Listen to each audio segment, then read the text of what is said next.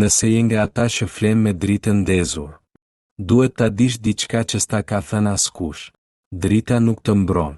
Drita nuk të jep siguri.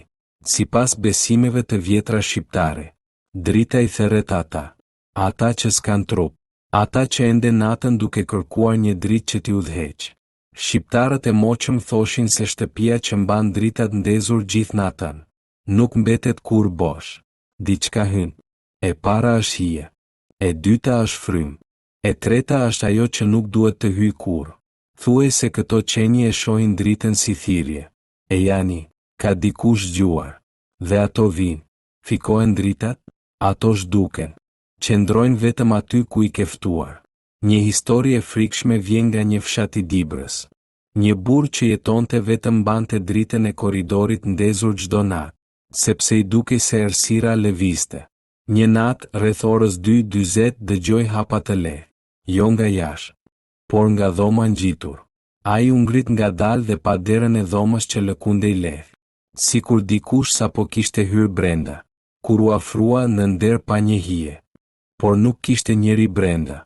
Vetëm një ndjenjë e rëndë e ftohtë sikur dikush sapo ishte fshehur në mur.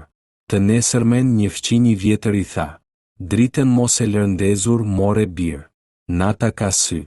Ajo që vjen nga errësira shkon vetëm tek drita." Por ai nuk e dëgjoi. E la dritën ndezur sërish. Dhe atë natë drita nuk ndenjë ndezur shumë gjatë.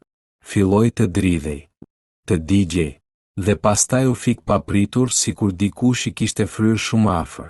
Në atë moment në errësirë burri dëgjoi frymëmarrje. Jo të vetën, të rëndë, të ngadaltë, të dikujt që qëndronte shumë pranë tij. Ai tentoi të ndiste sërish dritën, por çdo llambë në shtëpi u dogji njëra pas tjetrës.